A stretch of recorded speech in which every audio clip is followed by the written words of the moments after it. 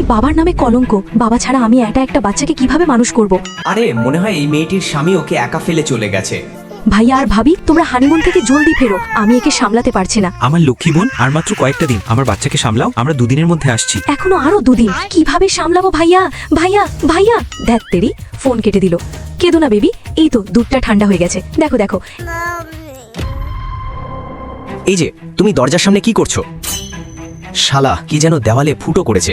আমি এখানে জুতো রাখার জায়গা বানিয়ে দিই, যাতে কেউ ভেতর দিকে উকি দিতে না পারে। এই যে তুমি এখানে কি করছো? ও আসলে এখানে কেউ একটা ফুটো করে দিয়েছিল, তাই আমি এই জুতো রাখার স্ট্যান্ডটা বসিয়ে দিলাম, যাতে কেউ আড়ি পারতে বা উকি মারতে না পারে। ও আচ্ছা, সরি, আমি তোমাকে ভুল বুঝেছিলাম। তুমি কি আমার বন্ধু হবে? হ্যাঁ নিশ্চয়ই, আমি এই পাশেই থাকি, তোমার প্রয়োজন হলে আসতে পারো। কি? তোমার নামে একটা পার্সেল এসেছিল, তাই ভাবলাম আমিই পৌঁছে দিই। ধন্যবাদ। আর তুমি কত পরিশ্রমী, একা একটা বাচ্চাকে সামলাচ্ছ। মনে হয় ও বলছে ধন্যবাদ ভাইয়া। কে? হ্যাঁ আসছি, দাঁড়ান। আরে এখানে তো কেউ নেই। আরে খোকা, তুমি এখানে কি করছো? আসো আসো, আঙ্কেলের কোলে আসো। আরে তুমি তো আমাকে জ্বালিয়ে মারবে, একা একা এখানে কিভাবে এলে? আরে কোনো ব্যাপার না, ও একজন ভালো মানুষের কাছেই এসেছে। হ্যাঁ ঠিকই বলেছো। আরে আমার একটা কল আসছে। হ্যালো, কে? হ্যালো অঞ্জলি, আমি ক্রাশ বলছি।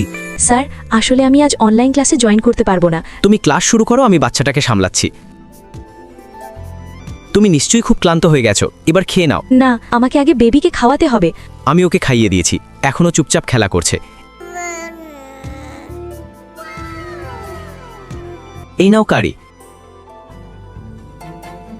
বোন, আমি ফিরে এসেছি, এই নাও, এই উপহারটা তোমার জন্য এনেছি। না না ভাইয়া, এসবের কোনো দরকার নেই।